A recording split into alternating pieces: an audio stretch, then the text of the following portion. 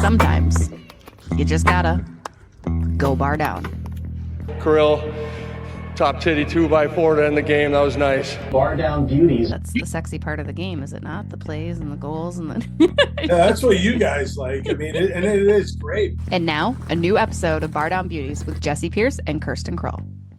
Your favorite P-Dub dynamic duo has teamed up with our friends at SotaStick for a one-of-a-kind merch collaboration. Signed, sealed, and delivered, women's hockey superstars Grace Zumwinkle and Taylor Heisey bring their patented personalities with a whole vibe on tees and crew necks, now available only at SotaStick.com. While you're purchasing those, don't forget to toss in some 1980 Miracle memorabilia to help celebrate the 45th anniversary of everyone's favorite on-ice moment. As always, use code BardownBeauties at checkout for 15% off all purchases at SotaStick.com.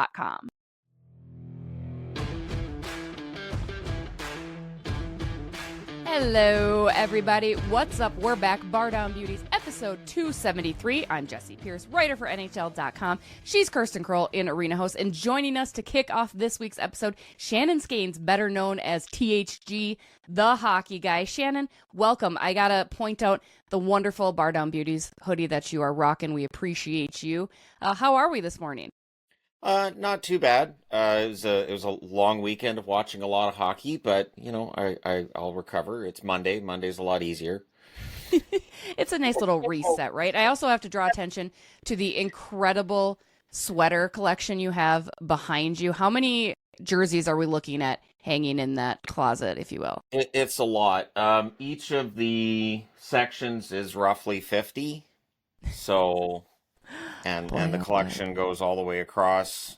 So it's a lot. And then I've got like racks of non-NHL jerseys too. So it's a lot. I don't try to count them. I'm not going to try to count them. I don't blame you. No. What's your favorite in the mix? If you like right now on the spot, if you had to pick one sweater, which one are you going with? Honestly, it's the Kings one, the black one with the shield on the front. Ooh, okay. That's always been my favorite, is when they had the Sacramento Kings colors. Yeah. Those were my favorite. The purple, silver, and black. I always thought that was really, really nice with the Kings. Do you have a Screaming Eagle jersey in there from Washington? I absolutely do. I've got the reverse retro. I've got the blue one, the second reverse retro, and I've got the white one as well. Incredible. I'm nice hoping product placement too in the camera shot you just had right there. I see a little OV jersey popping out. I think. I've had to wear that. I've worn that in two videos over the last week, so got to keep that handy. Yeah, absolutely. Incredible. Did you watch? I want to hear each of your guys' takes on OV accomplishing the feat yesterday, besting Wayne Gretzky, breaking the goal scored record. I know I watched it from the press box because the Wild had a game yesterday. Teared up. I didn't anticipate tears, you guys, but I did. I was just so happy. His celebration was so classic OV, right? Sliding and belly flopping. Shannon, where did you watch it? And then Kirsten, share where you watched it yesterday. Well, I was in here. I was watching the game, and then I knew that immediately after he got that goal, I'm like, okay, so now's the time to do a news video where I talk about him breaking the record. And I did, while I was doing the video, I could see like all the ceremony stuff going on too. So it is likely that nobody will ever break that record, because it's not like he's going to stop at 895.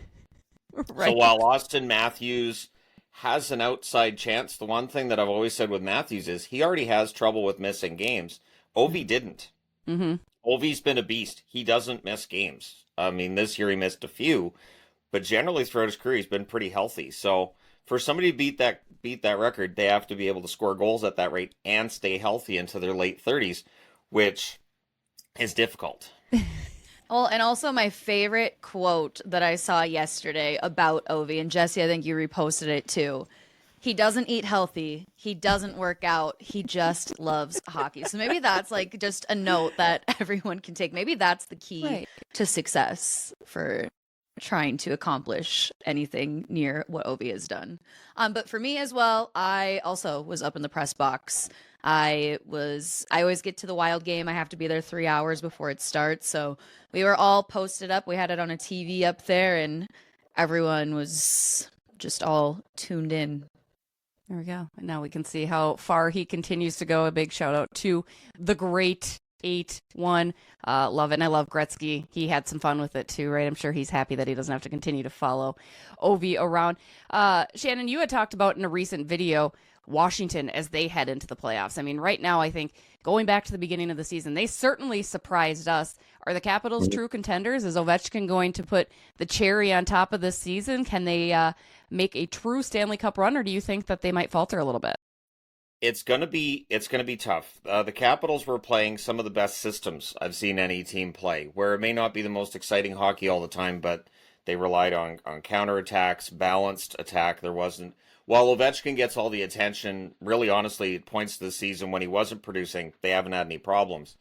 I feel like the last couple of weeks, and this is understandable, the circus around the 895 has, I think it's negatively impacted the team because their play has definitely been off. They have to rediscover that. They have to rediscover it quickly because we have less than 2 weeks till the playoffs. Right. And it's not always that easy to turn that back on.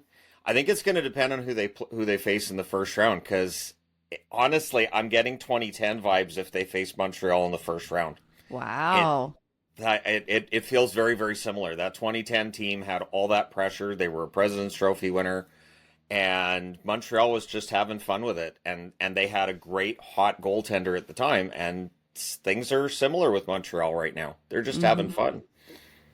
Yeah, I was going to say with Washington, is that kind of the fanfare and, like you said, the circus around them, is that their Achilles heel heading into the playoffs? Is it goaltending? What on the ice is going to affect them negatively, do you think, to keep them from getting to that promised land? I think it's goaltending. I'm looking at it, I feel goaltending. They definitely had Logan Thompson stealing them a lot of games around the middle of the season. Thompson's play fell off after Four Nations. I think he was hurt before they pulled him out of that game.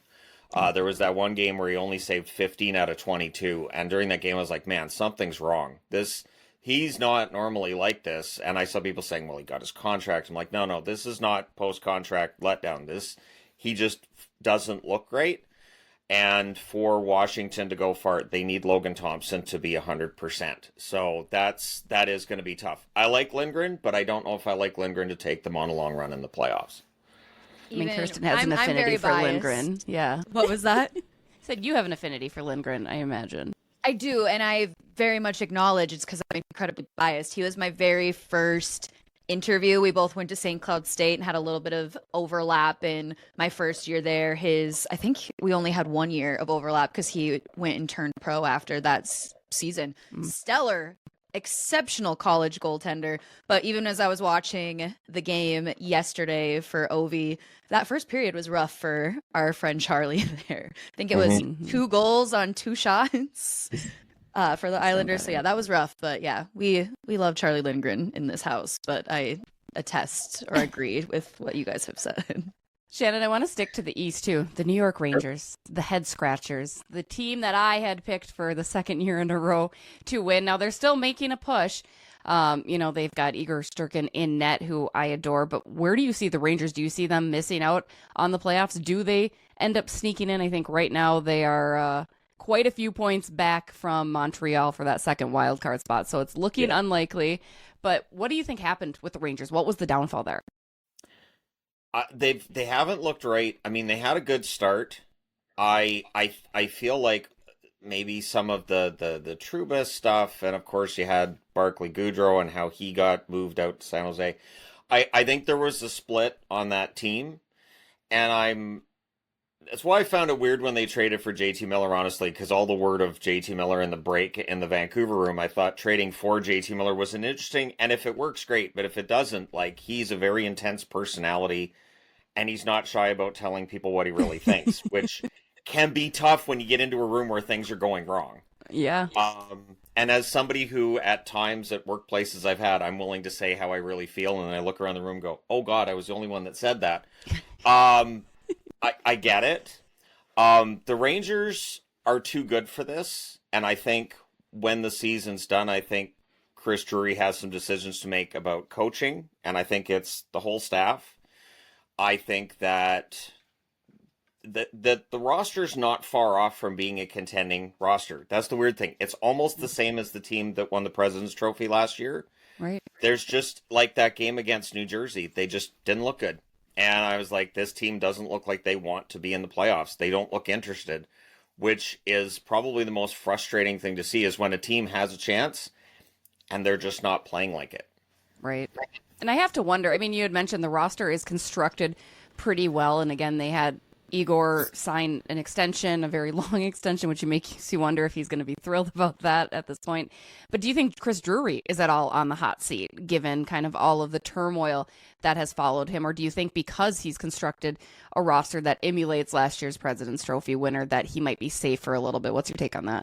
It's going to depend on what the pressure from above him is. So if those above him making the decisions decide, you know what he did might have seemed kind of ruthless with some of the player moves, but it made sense. Like if they agree with what he's done, if not, I think he definitely would be on the hot seat. I think he's been like, I have a mixed feelings about Drury. It's one of those things where I sometimes I like to do like a GM video where I look at all the trades and everything, because I'm trying to figure, okay, do I think this GM's done a great job or not? I don't know if missing the playoffs just the one time necessarily means he loses his job, but maybe somebody sits him down and goes, look, we expect more next season, so maybe that kind of thing. It would be interesting to know how much faith those above him have in him. Well, this is also kind of an awkward pivot for me because I know we've been talking about teams in contention, but teams officially not in contention, something I want to pick your brain about. Let's talk about the Nashville Predators. Okay. Just honestly, quite frankly, an atrocious season for them compared to what the expectations were heading into the season. On paper, should have been phenomenal. Maybe it was just too much superpower in the room, personalities not being able to mesh and make that cohesive on the ice. But I want to know your take on the Predators and who could be on the hot seat after this season.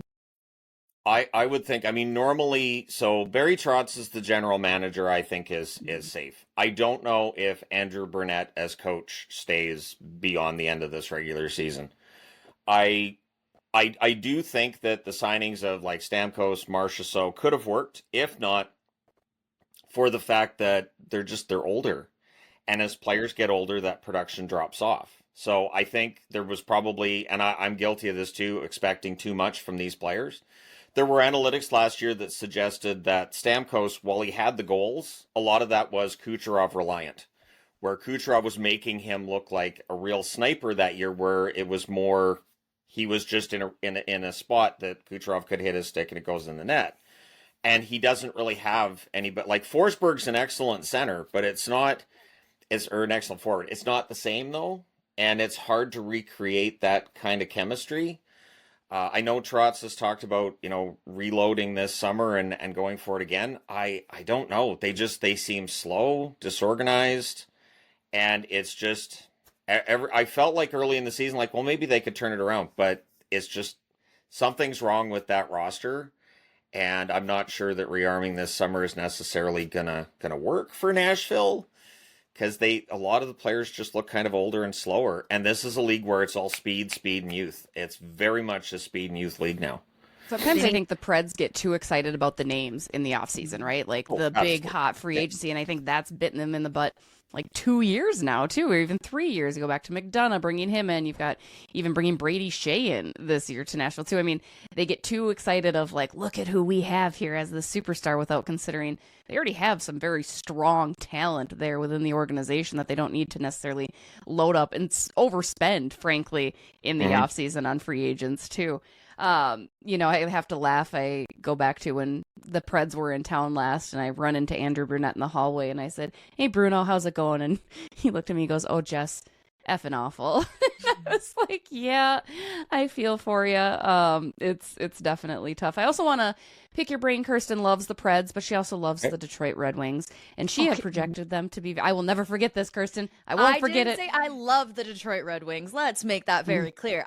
You know what? I will talk when you are done. Throwing my good name under the bus. She projected the Red Wings to, I believe, win the division. It was very high. I think I had them winning the division. I own that. Egregious. What do you think about Detroit and what they have going on there? Cam Talbot seems to be playing well. They have some really good pieces, and I will give it to Kirsten. I am a little surprised and maybe almost befuddled that they haven't taken that next step. But where do you think the Red Wings are in the East? They're not that far off. Mm-hmm. I would say they're not that far off. I picked Detroit to make the playoffs. Before the season started, I kind of hemmed and hawed on whether I thought Ottawa or Detroit would get that final spot in the East, and I was like, oh, I guess Detroit. Of course, Ottawa fans have not forgotten. The internet does not forget. No. So even though it's kind of I guess, they're like, you were so convinced. No, I wasn't convinced. But either way, Detroit, I think they need, I mean, Patrick Kane gives them something up front. I think they miss another veteran forward like that. At times it feels like they get down on themselves. The goaltending's been inconsistent at points as well. I really felt like this was going to be the year. I have defended the Yzer plan for ages because they kept going up. I was like, okay, they didn't make the playoffs, but they keep improving. And since they only missed the playoffs because they didn't have as many regulation wins as Washington, I felt like, well, this should be the year. It felt like Washington was trending down and they were trending up. And I felt like Boston was probably going to fall a bit, and a couple other teams. Yeah, Detroit should be in there. And it's just something's not working there. And I wonder how much longer they give the Yzer plan. Yeah. All I want to say is maybe it was very bold to say they would win the division, but till the day I die, I will say the 2024-25 Detroit Red Wings should have been better than they are. Okay. Yep. I can give you that. All right, I'll fair. I just love rubbing it in because it was so unhinged to Maybe go that I was far. blinded because me and Alex DeBrinket's uncle at Tom Reed's had shared cheese curds and watched the Red Wings game earlier this year. Great guy. Seems like a great family. I just hope Detroit's better next year. See, when I was, and it's funny too, because when I was a little kid, so before I was anything like this, the Minnesota North Stars went all the way to the Stanley Cup final. And there was a gathering because one of their players, Kevin Maxwell, who played in the playoffs, he was from Chilliwack, where I lived. And so I went and I got like a little pennant that was the Islanders Minnesota final pennant, and he signed it. I had already been kind of leaning towards the North Stars, but that moment I was like, North Stars fan for life. That's it. And that's why I'm still a Dallas Stars fan. Because when I was a little kid, we'll I met take Kevin up that later. All right, Shannon, we'll have a conversation about that later. All right. But yeah, that's that kind of experience can change things when you know somebody, you're like kind of rooting them on a little bit. No, that is. And now, but Makes it to more be fun. fair, to get you back in the good graces of our audience. Now, mind you, I don't mind the Dallas Stars. I think they're a very good hockey team. I enjoy watching them as well. I don't like to put them in with the North Stars because that's a whole long divide. But you do have an affinity for the Minnesota Wild, right? And that's wife related, if I'm not incorrect. Is there a little bit of a My wife's spot? favorite teams are Winnipeg, Vancouver, and Minnesota. So we both have a trio, and she might see two of her favorite teams against each other in the first round. It is quite possible. Let's dive into that then, huh? Shall we? Let's get to the meat and bones, meat and potatoes, if you will. The Western Conference obviously focused on the Minnesota Wild. Huge 2-point win over I almost said the Dallas North Stars, over the Dallas Stars the other night.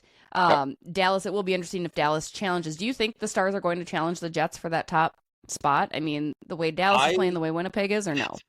Like, it's weird. You know, Dallas had this 7-game winning streak going, but I just couldn't shake the fact that they weren't playing very well.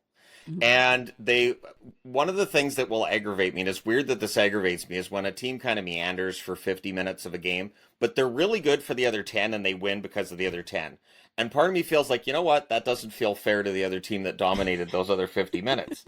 And Dallas kept doing it. Like against Calgary, they had no business winning, and they did. And they beat Edmonton. I'm like, this winning streak feels kind of, I don't like to use the term fraudulent, but it kind of felt fraudulent. So I was actually kind of happy when Minnesota won that game because I was like, Dallas has to address that they're not playing that full 60 minutes, and they're not really playing well enough. I don't think they catch the Jets. I think there's one game between the two, between now and the end of the season. I think this Friday or something like that very soon. Yeah, I think so too. And that game will probably decide it. But I still think Winnipeg buckles down when they have to, as they did in Vegas the other night. I would expect an A effort from them against Dallas when that meeting happens. I don't think they catch Dallas, or that Dallas catches Winnipeg. Right. Yeah, Winnipeg, Minnesota, as things are lined up right now. What a first round go that would be. But I'm excited about the idea of Vegas and St. Louis. Ooh, That could yeah. be St. Louis is hot. fantastic. Let's just talk about St. Louis. I know we're really pivoting now. Sure. St. Louis. And now also they were already hot. They add in Jimmy Snuggerud. They're not going to lose another game. Their schedule is soft. Franchise record. Just fit right in. Snuggerud's just fit right in. He just, it's amazing to watch some of these guys come in, and it's just a seamless transition. And it's looked seamless for him. How do you feel the Blues are going to do in the playoffs? I mean, we've seen them do this before where they come in hot, and they went on to win the Stanley Cup that year, and as far as recent memory goes. But you still have Jordan Binnington in net. I know everybody's harsh on Binns, and I am one of them. I'm very critical of how he is because he's either so good or so bad, right? Like, and he's just kind of, and there's no in-between level for Binnington. Now, the way that he's playing now, the way the team's playing in front of him, I think is huge. But where do you see St. Louis coming, especially if it does come down to them versus Vegas? I can easily see St. Louis taking that series. Not that it'll be an easy trip, but it'll go 7, and I think St. Louis comes out. What are your feelings, Shannon? I could see St. Louis at the very least coming out of that. And if St. Louis did beat Vegas, then they'd be against the winner of Edmonton, LA. And I don't know. It would depend on, I guess, I mean, if LA has home ice advantage, it feels like that's huge. But still, St. Louis is so hot right now. I could see St. Louis going through the Pacific and then facing whoever comes out of that fracas in the Central. The Central's going to be brutal in the playoffs. So I could see there being 2 Central teams in the conference final. I like that. He didn't say the Minnesota Wild were one of those Central teams, but let's just talk about the elephant in the room. Minnesota will squeak their way into the postseason and get bounced in the first round. We all know that's what's going to happen. Like, we're lucky at this point to be in a position where we are likely to make the postseason. We are not going to be doing. There's no Cinderella story. There's no happy ending for the Wild. I think there could be. I think there are a couple of things. First off, if they get a little healthier, and I every time I say that in a video, I say, now, Wild fans, please don't laugh at me for saying this, but if they get healthier, because we've been saying it all season, if you can get Kaprizov into that lineup for Game 1, that changes their offense completely. If Eriksson Ek and Kaprizov are in the lineup, that really changes everything for Minnesota. And in the event that a team could, say, win Game 1 in Winnipeg, if you can make them feel like, is it happening again? We've seen in recent years, Winnipeg can get knocked off in the first round, and they can get knocked off even when they've had a really good regular season. So that honestly could be a really good series, and it could go a lot longer than people think if it's Minnesota and Winnipeg. We need more of Shannon in our fan base, just like more prominently, because I even was thinking as he was talking, offering hope, which clearly I don't have. But now, you know what? It even reminds me, like, me saying the comment that I did, it goes back to Brock Faber the other night, like kind of putting the negativity from the fan base on blast. And it almost like now that I'm saying this, I feel like he was speaking into my soul, being like, yeah, like we feel the negativity in this locker room and we're all just trying to band together against the outside noise. And I'm like, I get that. I really do. But they've made it tough this last stretch to be a believer. Oh, understandable. Yeah, like, I don't know how many Wild games you've been able to catch, and I understand if they're not high on the priority watch list, given how that they've been performing. And I don't like to say this often because I do find it to be kind of insulting to even suggest for a professional athlete, but there were a number of games as of late for the Minnesota Wild where there was no compete. They weren't showing up. And I'm not the only one to say that. John Hines said it. And I think Matt Boldy kind of summed it up as well last night when they did come away with the 2 points. And he said there were no passengers tonight, which to me very much indicated that there have been passengers in this latest stretch. Do you think, I mean, the way that the Minnesota Wild have had to play in the absence of Kirill Kaprizov and Joel Eriksson Ek is that very defense heavy, that grinding. They're not getting the offense generated like they need to. They don't have that secondary scoring. You know, Boldy's getting what he can. Marco Rossi, even Marcus Foligno making a fight for his top line minutes. But they've had to play a very tough style of hockey that I think is just leaving them absolutely exhausted. How much do you think that's going to hurt moving into the playoffs, even when or if Kirill and Eki get back? I can't imagine that's going to be easy going into a dogfight with the Winnipeg Jets nonetheless. If they can get that energy boost from the return, I think they'll be okay. There is definitely something to the idea that playing that really tough style will wear a team down. It's what happened with Philly under Tortorella. Yeah. You could watch them, they go out and they play. And it's really, really tough to play against Philadelphia. But once that starts to break down and they're like, you can almost see like that. I don't want to make this block. I don't want to. I'm so like you could see that exhaustion, and so it is difficult to play that style, and it is the style teams are forced to play when their stars are out. So if you do get Kirill and Eriksson Ek back for playoffs, and if they're playing a little bit of a different style while still having to amp things up because it's the playoffs, I still think they have a chance. I'm not willing to say they don't have a chance because I think this year's playoffs are shaping up to be probably the ones with the best parity I've seen in a very long time. Where I've been saying for a while, I think we could see some major upsets in the first round because the difference between the top team and the number 2 wild card is not as dramatic as it used to be. That's fair. I like think that if too. you were given the choice, and Kirsten, I think I have an idea of what but I'd love to hear both your guys' opinion. If you could only get one back, you only get Kirill or you only get Ek, who is going to be more important, especially if you're going to be facing the Winnipeg Jets in that first round? To me, the easy thing is Kirill, but I think Eki is your better option when it comes to the Winnipeg Jets. What do you guys think? Eriksson Ek's the better two-way forward. And for the style of hockey you're going to need to shut down the Jets' attack, Eriksson Ek's better suited to that. Kaprizov, fantastic, fabulous forward, best player. But if you're going into the trenches, I think Eriksson Ek's the guy you want out of the two.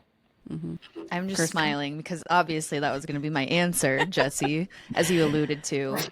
I mean, I think we're like all on the same page. That never happened. that never happens. I'm so proud of us. Well, I mean, I'm just looking at even like, so right now, goals per game, Minnesota are about 2.27, right? And goals against are 2.82, give or take. I don't know if that factored in yesterday's game or not. But yeah, Ek has that two-way forward mentality, as Shannon mentioned. I think you need Kirill there to score and be able to get the easy kind of goals, but Ek will get you your grimy goals. He'll get you. They're still lacking that net front presence that Joel Eriksson Ek so desperately brings. And I did hear from a very trusted source that it sounds like as of late, Joel Eriksson Ek, I know I've been saying the past few weeks, has been kind of behind Kirill as far as his return. It sounds like that's kind of switched a little bit. I think the constant ice time for Kirill has possibly been nagging a little bit on that injury more than he wants, which again is so concerning because this team needs a Kirill Kaprizov, not just for now, but for the future. And you want him to stay healthy. And with this injury, you don't know how much that's going to lag. Shannon, you mentioned GMs. We were talking about Chris Drury earlier. Where do you rank Bill Guerin and all that he's done in his time here with Minnesota? Because we've seen again, as the fan base is getting a little bit more negative, they're starting to turn on the "In Billy G We Trust" motto that they had given him because I think of the lack of movement during the trade deadline and some of the questionable acquisitions he's made. What's your take? Guerin's an interesting one because there have been times where he's done things that I think that's a head scratcher, like the buyouts of Parise and Suter. And I was like, it's a lot of penalty. And they're still carrying that. So I understand that some of his moves may still look not great. But the fact that they're still above the playoff line when they have that huge penalty that should be holding them below it, I think says something for his ability as a GM. And so next season, when they don't have that penalty, I think at the very least, you want to see what he's going to be able to do when he's able to spend to the cap like everybody else. Right. I think he's done a remarkable job. The drafting, the development have been good with Minnesota as well. A lot of good young kids that have come in the lineup for the last few years here. And I honestly think he's done a good job. I don't know if I'd have him top 5 in GMs in the NHL, but I'd have him in the top half just because of the way that he's been able to navigate around that cap penalty. Yeah, I think that's fair. He doesn't need to go Nashville Predators on us, though, and go spend all this money this summer. I would like to reiterate that to Billy. I mean, if you guys want Stamkos and Marchessault, I'm pretty sure you can pick them up from Nashville. They'll just want, like, Boldy and Rossi. Nothing major, I will say, now that we're mentioning that does scare me, that now we are going to have more room in the budget here. Right. It does concern me which way we're trying to go with spending that. But any team that gets Mitch Marner gets a legitimate superstar. I want Mitch Marner so bad. So I put him above Austin Matthews in my book. I would love a Mitch Marner. Marner, I mean, I have a Marner jersey because he's been my favorite of that core four, and I've felt like he gets criticism that I don't feel like is warranted. Yeah, they don't like him in Toronto. They're pretty hard on that poor kid. Well, they kept complaining, he doesn't score enough goals. I'm like, he's a great assist guy. He's a playmaker. He passes the puck. He's great passer, so don't blame him. Blame the guys that aren't putting the puck in the net.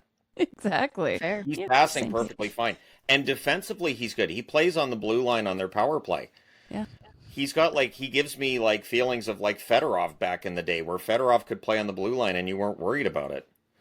Sounds like he needs a little Minnesota nice little transition from Toronto. Mm-hmm. I do understand why players get frustrated with the spotlight they get in Toronto, because it is ridiculous. And I say that as a Canuck fan, where the spotlight's ridiculous here too. So Mm-hmm. Well, and now that Montreal's doing well, and I mean all of Canada, really, right? It's a lot to go play up there. It's exciting and cool for a moment, I'm sure, but when they turn on you, they turn on you, and it is not a friendly place to be. As Justin Hall, who was hated there tough. for a while. And you can't go out in public. Everybody knows who you are. It's just it can be a lot. I totally understand why some players would rather play in California or Florida, where they can go out with their family and nobody knows who they are. I totally understand why they would want the anonymity.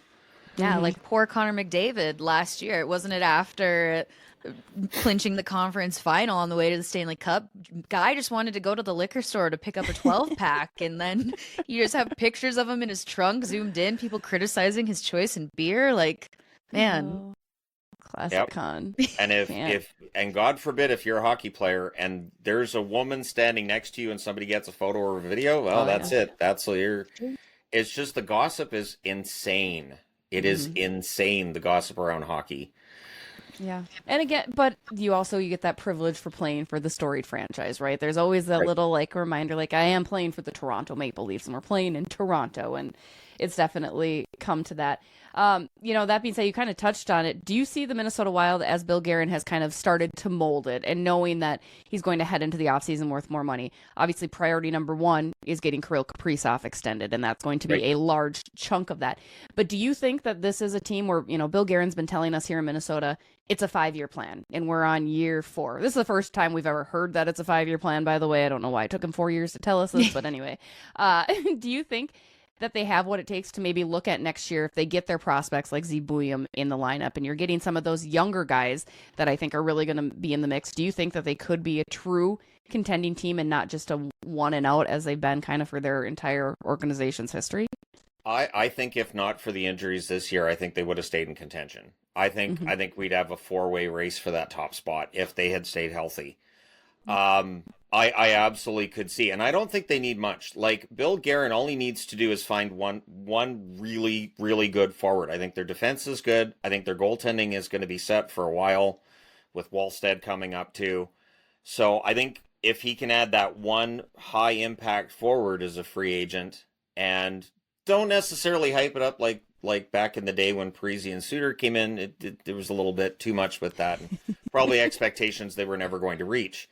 But as long as people are realistic, if they get just that one high impact forward, I think they could be a contending team next year. I absolutely do. Also too, while we're talking about it, if you could pick a high impact forward to join the Minnesota Wild, who would you want if you could do any of the above? They're really, honestly, Marner's going to be the guy that everybody's after. Yeah. And whoever gets Mitch Marner, and I mean, there's still the chance that Toronto keeps him. I would say, though, that in the event that Tavares, let's just say Tavares doesn't stay in Toronto, he could be excellent for Minnesota on, say, a 2-year deal. Tavares is playing some of the best hockey he's played in his career right now. He's a center, but he's flexible. He can move up and down the lineup, and he seems like he's a great team guy, too.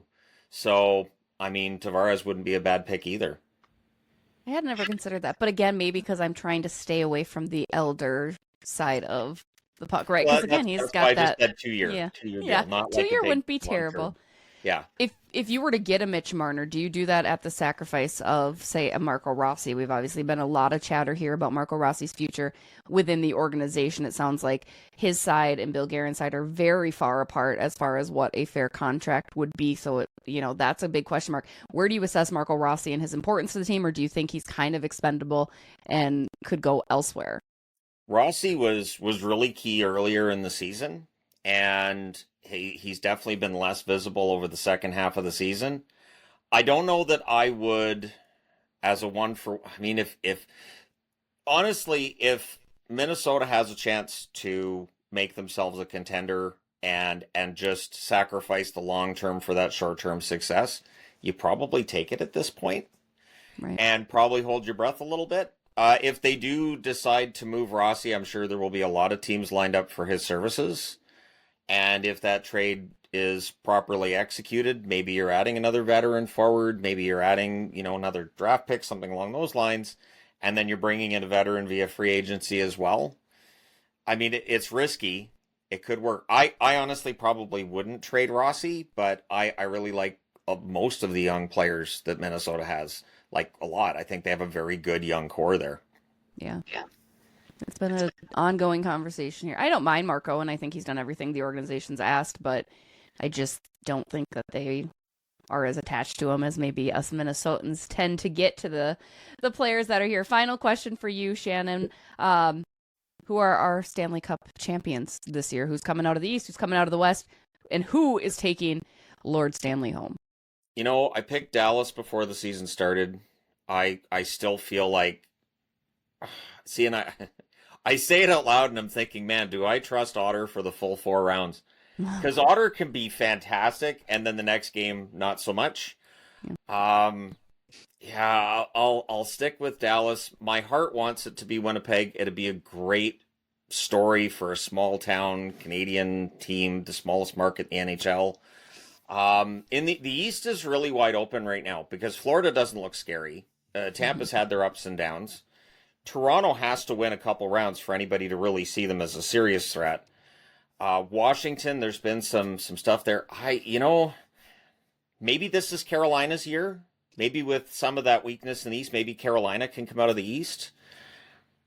Colorado scares the heck out of me, though. I got to be honest. Colorado really, they irritate me at how much they scare me all the time. I'm like, can Colorado stop being as good as they are? And they did for a minute, I felt. Like, there was a minute this year I was like, I'm not as worried about them as I've been in the past. Yeah, and then they fixed their goaltending and they fixed their center spot, and they did it in the middle of the season, and they made it look easy. So, yeah. And then everybody looks at their GM and goes, why can't you do that? Mm-hmm. So, True. yeah, I'll stick with Dallas, but I think this year it's really up for grabs. I think you can make the argument for almost any team that's above the line right now. That's fair. Kirsten, how do you feel about that? She hates the Dallas Stars, and I hate the Dallas Stars, and I hate the Winnipeg Jets. Like Sorry. my 2 teams, honestly, Minnesota Wild and the Nashville Predators. Like those are my 2 teams, and then my team out in the East. I don't know. That's Carolina. I feel I like you're always Carolina. It is Carolina, but they let me down every single year. I always say this is the year for Carolina. This is it, and then So I don't know. My heart still says because the East, like Shannon said, way more up for grabs than especially when you look out in the West. And I think right now, looking in the West, like I really do think it's like Central Division against everybody else. Like no questions asked. Central Division, best division in the NHL right now, hands down. Mm-hmm. I don't know. My heart goes for Carolina. I can't. There's no one else in the East that scares me. As far as West, it's probably going to be Winnipeg. I think I said that last week. But at the same time, I don't have like the conviction that it's going to be. I don't know. It's understandable because we saw what happened with Hellebuck last year in the playoffs. And there's always that concern. And it makes total sense. I'd rather see a Colorado Avalanche than Dallas or Winnipeg. I'd rather not see a Colorado Avalanche. Rather not. Yeah, that's fair. I just rather not. In fact, the Dallas-Colorado, I'm already stressed about the Dallas-Colorado first round that we're probably going to get. I'm already stressed out about it. And unfortunate, like I hate that playoff format that you're seeing that in the first round, right? Like it's exciting, but also that is definitely more of a conference matchup or something further down the road than a first round matchup. If the Dallas Stars are the team that goes all the way, I will be taking a leave of absence and no one will be hearing from me for a hot minute. They're so good. They're so good. If that is so the fun case. to watch. They're just so fun to watch. I can send you a Dallas jersey. Would that help? No. Do you have a Tyler Seguin one? He's my boy. We share I do actually have a Sagan one. I absolutely have a Tyler Seguin one. Yep. I adore him. Is he gonna? I didn't even check. Is he back for the? Would he be back for the playoffs? It's touch and go. I think the one that they're more concerned with is Heiskanen. Yeah, that's fair. If Miro's not back, they're in trouble. Also, if the Dallas Stars could avoid getting hit in the face with a puck, you know how many players have been hit in the face with a puck on the Dallas Stars? Like 13. Hintz didn't even leave the bench. Because it was like the 4th time he's been hit in the face with a puck this year. Like he just constantly I said in the puts his review face there. yesterday, I'm calling Cyborg. You don't get hit in the face and sit on the bench. Cyborg. It's insane. Well, Him and Ryan Lindgren are cyborgs. That's very fair. I agree. Although Minnesota Wild, meanwhile, block shots and break every bone in their body. So that's just kind of what's happened to them. So It's so hard to watch. it's just so unfortunate. Shannon, let everybody know where they can find you and listen to you as The Hockey Guy over on YouTube, one of my favorite channels to subscribe and follow. But let people know where they can get your content.